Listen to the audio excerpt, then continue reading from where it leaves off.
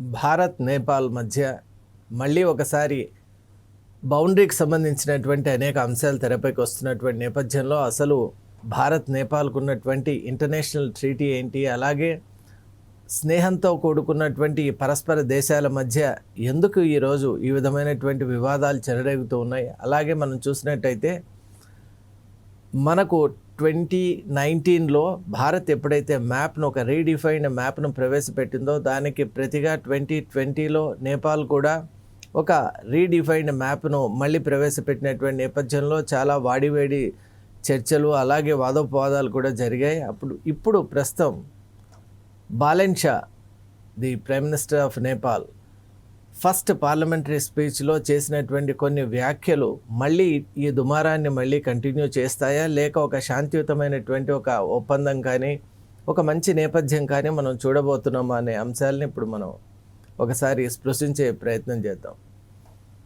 భారత్కు 7 దేశాలతో trans boundary ఒక ఇంటర్నేషనల్ బార్డర్ అనేటువంటిది ఉంది. అందులో ముఖ్యంగా మనం చూసినట్టయితే నేపాల్తో మనకున్నటువంటి సంబంధం కూడా అవినాభావమైనటువంటిది. అలాగే ఒక అద్భుతమైనటువంటి స్నేహపూరిత వాతావరణం ఎప్పుడు కూడా భారత్ నేపాల్ మధ్య ఉంది. అసలు మనకున్నటువంటి చార్టెడ్ అకౌంటెంట్ ఇన్స్టిట్యూషన్ కానివ్వండి, అలాగే చాలా ఇన్స్టిట్యూషన్స్ ఇక్కడ సర్టిఫైడ్ ప్రొఫెషనల్స్ను వారికి అందించేటువంటి ఒక నేపథ్యం కూడా మనం చూస్తున్నాం.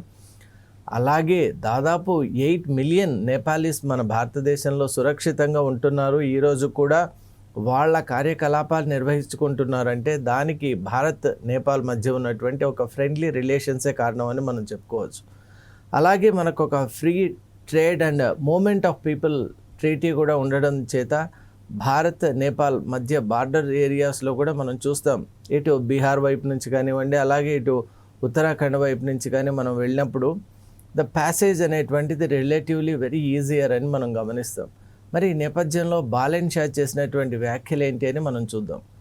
బాలెన్ షా ప్రధానమంత్రిగా పదవిని చేపట్టిన తర్వాత పార్లమెంటును ఉద్దేశించి చేసినటువంటి ఫస్ట్ ఆ స్పీచ్లో వారు ఇచ్చినటువంటి వారు చేసిన కామెంట్స్ కొన్ని ఇరు దేశాలకు సంబంధించిన బార్డర్ ఇష్యూస్ను మళ్ళీ రేకెత్తించేలాగా ఉన్నాయని అందరికీ అనిపించింది. దానికి కారణం వారు అన్నారు, భారత్ మాత్రమే నేపాల్ను కలుపుకోకపోవడం కాకుండా నేపాల్ కూడా కొన్ని సందర్భాల్లో ఇన్అడ్వర్టెంట్లీ అనే పదం వాడారు, భారత్ యొక్క భూభాగాన్ని కూడా ఆక్రమించింది. కాబట్టి we have to resolve this through a common dialogue, that to with the government of UK and China అని వారు చేసినటువంటి వ్యాఖ్యలు ఏదైతే ఉన్నాయో అవి నిజంగా చాలా ఆలోచింపజేసే వ్యాఖ్యలు అని మనం భావించవచ్చు. ముఖ్యంగా మనకున్నటువంటి వివాదానికి మూల కారణం ఏంటి అంటే భారత్కు 2 ప్రాంతాల్లో, అంటే మనం ఉత్తరాఖండ్ వైపు పితోర్గఢ్ కానీ మనం ఏరియా అంటాం, అక్కడ నేపాల్తో ఒక మనకు లైన్ ఆఫ్ కాంటాక్ట్ అనేటువంటిది ఉంది. మరి దాన్ని కాలాపాని, లిపులేక్, అలాగే లింపుదరా అనేటువంటి ఒక 3 ప్రాంతాలకు సంబంధించి కూడా అక్కడ తీవ్రమైనటువంటి చర్చ జరుగుతోంది. మనకందరికీ తెలుసు, కాలాపాని విషయంలో భారత ప్రభుత్వం అలాగే నేపాల్ ప్రభుత్వం మధ్య చాలా పెద్ద గొడవలు కూడా అయ్యాయి. అలాగే మనం చూసినట్టయితే ఇక్కడ బీహార్లో కూడా వెస్ట్ చంపారన్ ప్రాంతంలో ఉన్నటువంటి ఆ ఏరియా ఒకటి సూస్టా అనేటువంటి ఒక ప్రాంతంలో కూడా భారత్ అండ్ నేపాల్కు మనం రెక్సాల్ అనేటువంటి ఒక బార్డర్ ద్వారా మనం బీహార్ నుంచి చాలా ఈజీగా నేపాల్కు వెళ్ళొచ్చు. నేపాల్ కూడా భారతదేశం పట్ల అలాగే మన కల్చర్ కానివ్వండి, మన ప్రాంతీయులు ఇక్కడ ఎవరైతే భారతీయులు వస్తారో అక్కడ విశేషమైన గౌరవం ఉంటుంది. కానీ ఈరోజు మనం చూసినట్టయితే politics are playing the spoil sport. ప్రజల మధ్య ఉన్నటువంటి ఒక ఐక్యతను అలాగే వాళ్ళ మధ్య ఉన్నటువంటి ఆ స్నేహపూరితమైన వాతావరణాన్ని, ఈకోసిస్టమ్ను ఇప్పుడు ఉన్నటువంటి రాజకీయ నాయకులు, ఇంతకుముందు ఓలీ అనేటువంటి ప్రధానమంత్రి కూడా చాలా దూరం తీసుకెళ్లారు. ఇన్ఫ్యాక్ట్ ఓలీ చేసినటువంటి కొన్ని పనుల వల్ల నేపాల్ను ఆల్మోస్ట్ చైనా చేతులకు అప్పగించే అంత దూరం కూడా తీసుకెళ్లారు. అసలే నేపాల్ అనేటువంటిది చాలా, అంటే వన్ చైనా పాలసీ కింద చైనా నేపాల్ను దాదాపు ఆక్రమించేటువంటి ప్రయత్నం చేసింది. మనం చూసాం బెల్ట్ అండ్ రోడ్ ఇనిషియేటివ్ ఏదైతే ఉందో దాని ద్వారా నేపాల్లో ఇన్ఫ్రాస్ట్రక్చర్ అనే పేరుతో నేపాల్ అలాగే భారత్కు దగ్గరలో ఉన్నటువంటి కొన్ని స్ట్రాటజిక్ పాయింట్స్ ఏవైతే ఉన్నాయో, ఈ లిపులేక్కు దగ్గరగా ఉన్నటువంటి ప్రాంతాలు అలాగే సిక్కింకు దగ్గర ఉన్నటువంటి కొన్ని ప్రాంతాలను కూడా చైనా ఆక్రమించి అక్కడ ఇన్ఫ్రాస్ట్రక్చర్ డెవలప్మెంట్ ప్రాజెక్ట్స్ పేరుతో ఆర్మీ అండ్ డిఫెన్స్ క్యాంప్స్ని కూడా ఏర్పాటు చేసుకుని అక్కడి నుంచి భారత్ను అటాక్ చేసేటువంటి ఒక విధానాన్ని కూడా ప్రవేశపెట్టిందని మనం చూసాం. మన మినిస్ట్రీ ఆఫ్ ఎక్స్టర్నల్ అఫైర్స్ దీన్ని తీవ్రంగా ఖండించారు. అలాగే భారత్కి ఏదైతే సొంతమైనటువంటి ల్యాండ్ ఉందో కాలాపాని అనేటువంటిది హిస్టారికల్గా, అలాగే మనం చూసినట్టయితే మనకున్నటువంటి ట్రీటీ ఇండియా నేపాల్ ట్రాన్స్బౌండరీ సంబంధించినటువంటి ఏకైక treaty, that is the treaty of Sugali అని అంటాం. 1816లో ఏర్పడినటువంటి ఈ ట్రీటీలో భారత్ అలాగే నేపాల్కు మధ్య ఉన్న బార్డర్ ఏరియాస్కు సంబంధించినటువంటి 2 నదులు చాలా ప్రధానమైనటువంటి భూమికను పోషిస్తూ ఉన్నాయి. ఒకటి the river of Kali river base చేసుకొని మనం ఇప్పుడు ఏదైతే కాలాపాని, అలాగే లింపియోదొరా, అలాగే మనం చూసినట్టయితే లిపులేక్, ఈ 3 ఏరియాస్ ఏదైతే ఉన్నాయో అవి ఎలా ఉన్నాయంటే ఒక ట్రయాంగులర్ ఏరియాలో ఉన్నాయి. ఒకవైపు నేపాల్, ఒకవైపు టిబెట్ ఆక్యుపైడ్ చైనా అనే మనం చెప్పాలి. ఎందువల్ల అంటే ఒరిజినల్గా అది టిబెట్ ల్యాండ్, దాన్ని చైనా ఆక్రమించింది. ఈనాటికి కూడా అది ఇంటర్నేషనల్గా అది ఒక ఆక్రమణ కిందే మనం చూస్తాం, కానీ అది అఖండమైనటువంటి చైనాగా మనం చూడం. ఎందువల్ల అంటే అది ఒక అన్యాయపూరితమైన కుట్రపూరితమైనటువంటి చైనా చేసినటువంటి ఒక చైనా విష వలయంలో ఆ టిబెట్ అనేటువంటిది చిక్కుకొని ఉన్నటువంటి నేపథ్యంలో మనం హిస్టారికల్గా చూస్తే 1949లో ఎప్పుడైతే పీపుల్స్ రిపబ్లిక్ ఆఫ్ చైనా ఒక ఇండిపెండెంట్ కంట్రీగా, సోవరైన్ కంట్రీగా, కమ్యూనిస్ట్ కంట్రీగా ఆవిర్భవించిందో, మావో డేజాంగ్ యొక్క ప్లాన్స్ ప్రకారం పక్కన ఉన్నటువంటి స్ట్రాటజిక్ పాయింట్ అంటే భారత్ను ఆక్రమించాలి అంటే టిబెట్ అనేటువంటిది, అలాగే టిబెట్లో rare medicinal plants and minerals ఉన్నాయి కాబట్టి టిబెట్ను సొంతం చేసుకోవాలనేటువంటి ఒక ప్లాన్తో 1950లోనే ఒక అతిపెద్ద ఆర్మీతో చైనా వెళ్ళి టిబెట్పై దాడి చేయటం, అలాగే 51లోనే ఒక 17 పాయింట్ అగ్రిమెంట్ అనేటువంటి ఒక ట్రీటీ చేసుకోవటం, అలాగే 55లో జరిగినటువంటి ఒక దాడిలో టిబెట్ కల్చర్ ఎప్పుడైతే అక్కడ ఆక్రమింపబడుతుందో, చైనీస్ పాలసీస్ అక్కడ ఇంప్లిమెంట్ కాబోతున్నాయో, అప్పుడు మళ్ళీ లాసాలో జరిగినటువంటి ఒక పెద్ద దుమారం చేత అక్కడ టిబెట్ గవర్నమెంట్ను కూడా డిజాల్వ్ చేసి చైనా తన యొక్క ఇంటర్నల్ పాలసీస్ను ప్రవేశపెట్టడం, దలైలామా కూడా అక్కడి నుంచి శాశ్వతంగా భారత్కు రావడం జరిగింది. అప్పటి నుంచి వారు ఇక్కడే ఉంటున్నారు, ఒక శరణార్థిగా భారతదేశంలో ఉంటున్నారు. భారత్ ఎప్పుడు కూడా స్నేహహస్తం ఇస్తోంది. ఆనాడు టిబెట్కే కానివ్వండి, అలాగే ఇజ్రాయిల్ కానివ్వండి, అలాగే మన దేశాల్లో చూస్తున్నాం, ఎక్కడైతే అవసరం ఉంటుందో అప్పుడు అవకాశం వచ్చిన ప్రతిసారి కూడా భారత్ స్నేహహస్తం ఇస్తోంది. మన international relations are very clear. Neighbours first అనేటువంటిదే మన పాలసీ కాబట్టి ఆ పాలసీలో మనం వెళ్తున్నాం. దీనికి భిన్నంగా చైనా వన్ చైనా పాలసీ అనేటువంటి ఒక దుర్మార్గమైన పాలసీ ద్వారా ప్రపంచంలో అలాగే తన చుట్టుపక్కల ఉన్నటువంటి అన్ని ప్రాంతాలను కైవసం చేసుకోవాలి, కబళించాలనేటువంటి ఒక కుట్రతో ముందుకు సాగుతోంది. ఈరోజు భారత్లోని అరుణాచల్ ప్రదేశ్ కానివ్వండి, సిక్కిం కానివ్వండి, ఇవన్నిటిని కూడా కైవసం చేసుకోవాలనేటువంటి ఒక మూవ్స్ చేస్తోంది.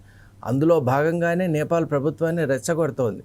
మనకు నేపాల్కు మధ్య ఉన్నటువంటి స్నేహ సంబంధాలని కూడా ధ్వంసం చేసింది. ఈ మధ్యకాలంలో మనం చూసినట్టయితే నేపాల్ ఇటు పాక్ వైపు అలాగే ఇటు చైనా వైపు మొగ్గు చూపడం కూడా దీని ఒక అంతర్భాగంగానే విశ్లేషకులందరూ కూడా చెప్తూ ఉన్నారు. అలాగే మనకు ఇంటర్నేషనల్ అఫైర్స్లో కూడా ఇది ఒక చాలా ప్రధానమైనటువంటి భూమికను పోషిస్తోంది. నేపాల్ అనేటువంటిది భారతదేశానికి చాలా ముఖ్యమైనటువంటి ఒక కీలకమైనటువంటి ఒక పాయింట్గా మనం చెప్పుకోవచ్చు. చైనా నుంచి వచ్చేటువంటి ఆక్రమణల్ని బఫర్ చేసేటువంటి ఆ నేపాల్ను భారతదేశం ఎప్పుడు కూడా ఒక అద్భుతమైన రీతితో వ్యవహరిస్తూ ఉన్నటువంటి నేపథ్యంలో, ప్రజల మధ్య కూడా ఒక ఐక్యత, సానుకూలత ఉన్నటువంటి నేపథ్యంలో చైనా అక్కడ బెల్ట్ అండ్ రోడ్ ఇనిషియేటివ్ ప్రేయర్తో అక్రమంగా ఆ దేశంలో ఉన్నటువంటి భూభాగాన్ని తీసుకోవటం, అలాగే నేపాల్కు భారత్కు మధ్య ఉన్నటువంటి స్నేహ బంధాన్ని కంప్లీట్గా విచ్ఛిన్నం చేయాలనేటువంటి ఒక ఉద్దేశంతో ముందుకు వస్తోంది. ఈరోజు బాలిన్ షా చేసినటువంటి వ్యాఖ్యల్లో టెక్నికల్గా మనం చూసినట్టయితే they are not at fault అనే అనుకోవచ్చు.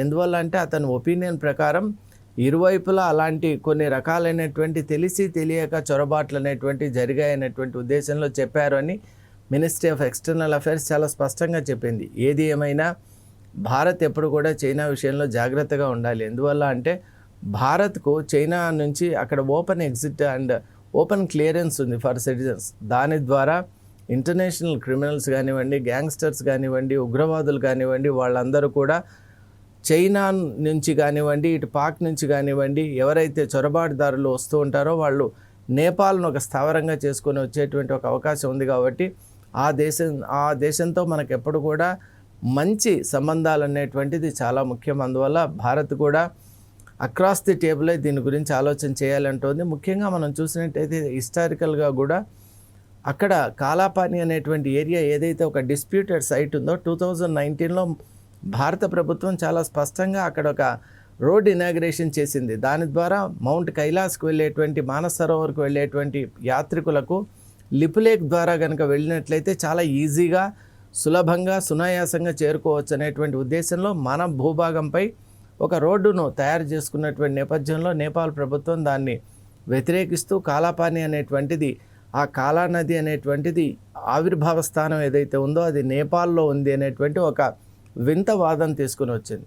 But it does not stand any evidence అని ఇంటర్నేషనల్గా కూడా చెప్తున్నప్పటికీ నేపాల్ ఒక మొండి మూర్ఖపు వాదంతో ముందుకు వస్తున్నటువంటి నేపథ్యంలో భారత్ కూడా రిపీటెడ్గా హెచ్చరికలు చేస్తోంది. కాలాపాని అనేటువంటిది భారత భూభాగం కాబట్టి నేపాల్ ప్రభుత్వంతో మనం ఎటువంటి సంప్రదింపులు జరపవలసిన అవసరం లేదు. అది it is purely and Indian soil అని చెప్తున్నారు. అలాగే అలా ఉండటం వల్లే టిబెట్లో ఉన్నటువంటి చైనా ప్రభుత్వంతో భారత్ ఒక అగ్రిమెంట్ చేసుకొని మౌంట్ కైలాస్కు అలాగే మానస్ సరోవర్కు వెళ్ళటానికి ఒక ట్రంక్ రోడ్ని అక్కడ నిర్మించే ఒక సందర్భంలోనే నేపాల్ అండ్ భారత్కు మధ్య కొన్ని ఈ యొక్క బౌండరీకి సంబంధించినటువంటి అంశాలు చాలా పెద్ద ఎత్తున మనం చూసాం. నినాదాలు కానివ్వండి, హింస కానివ్వండి, అలాగే ఇరువైపులా ఉద్రిక్తత మనం చూసాం. అలాగే 2019లో భారత్ ఎప్పుడైతే కాలాపాని అనేటువంటి ఏరియాను మన ఇండియన్ మ్యాప్లో చూపించిందో దానికి ప్రతిగా 2020లో నేపాల్ కూడా ఒక రీడిఫైన్డ్ మ్యాప్లో ఈ కాలాపాని కానివ్వండి, అలాగే ఈ లిపులే కానివ్వండి, ఇవన్నీ కూడా నేపాల్ యొక్క ఏరియాస్ అనేటువంటి ఒక మ్యాప్ను అది చూపించింది. అలాగే ఒక 100 రూపాయల నోటు పైన కూడా ఈ రీడిఫైన్ అంటే రీడ్రాన్ మ్యాప్ను కూడా దాన్ని అక్కడ ప్రింట్ చేసి ఇట్ వాంటెడ్ టు రిఫ్లెక్ట్ అంటే ఇట్ వాంటెడ్ టు కన్సాలిడేట్, ఇదంతా కూడా నేపాల్కు చెందింది అని చూపించే ప్రయత్నం చేసింది. కానీ హిస్టారికల్ ఎవిడెన్స్ ఏదైతే ఉంటుందో, అలాగే ద ట్రీటీ ఆఫ్ సుగాలి 1816కి సంబంధించిన ట్రాన్స్ బౌండరీ ఇంటర్నేషనల్ డిఫైన్డ్ ఏదైతే బార్డర్ ఉందో దాన్ని ఎవరు కూడా డిస్ప్యూట్ చేయలేరు. దాని ప్రకారం ఈ భూభాగం ఖచ్చితంగా భారత్కు సంబంధించింది అని ప్రతి ఒక్కరు తెలుసుకోవాలి. అసలు నేపాల్కు భారత్ని ఎదిరించేటువంటి ఒక ధైర్యం ఎలా వచ్చింది అంటే దాని వెనుక స్పాన్సరర్స్ ఉన్నారు. వాళ్ళే పాకిస్తాన్ అండ్ చైనా చేసేటువంటి కుట్రలో భాగంగానే పాకిస్తాన్ కూడా మన దేశంపైకి రావడానికి కారణం చైనా యొక్క అండ చూసుకొని, అలాగే నేపాల్ కూడా అలాగే చేస్తోంది. భూటాన్ కూడా అలా తిప్పుకునే ప్రయత్నం చేశారు. కానీ భూటాన్లో ఉన్నటువంటి ఆ రాయల్ కింగ్ అండ్ వాళ్ళకు ఉన్నటువంటి భారత్తో సంబంధాల కారణం చేత అది ఇంకా ఒక చైనాకు అనుకూలమైనటువంటి వాతావరణం అక్కడ కనిపించకపోవడం వల్ల భూటాన్పై కూడా చైనా ప్రెషర్ తీసుకొని వస్తోంది. మరి మనకున్నటువంటి బౌండరీ ఏరియాస్ ఇలా ఉన్నాయి. ఒకవైపు బంగ్లాదేశ్తో ఉన్నటువంటి బౌండరీ గురించి కూడా మనం చర్చించుకున్నాం. కాబట్టి భారతదేశం యొక్క బౌండరీస్లో జరిగేటువంటి విషయాన్ని ప్రతి భారతీయుడు కూడా తెలుసుకోవాలి. మనకేంటి, మన ఉద్యోగం, మన ఇల్లు, అలాగే మనకున్నటువంటి వ్యాపారాలు మనం చూసుకుంటాం కదా అని అనుకోకుండా ప్రతి ఒక్కరు కూడా ఈ బార్డర్ టసిల్ ఏదైతే ఉందో దాని గురించి ఆలోచన చేయాలి. అలాగే ఇండియా నేపాల్కు ఉన్నటువంటి 2 పాయింట్స్ ఏదైతే ఉన్నాయో, ఉత్తరాఖండ్ అలాగే బీహార్లో ఉన్నటువంటి ఈ అంశాలు త్వరగా నేపాల్ ప్రభుత్వమే అర్థం చేసుకొని అన్నెసెసరీ ఏదైతే ఈ టజిల్ ఆర్ టెన్షన్స్ ఉన్నాయో వాటిని పీస్ఫుల్ నెగోసియేషన్స్తో వాటిని దూరం చేసుకోవాలని నేను ఆశిస్తూ ఉన్నాను. Thank you.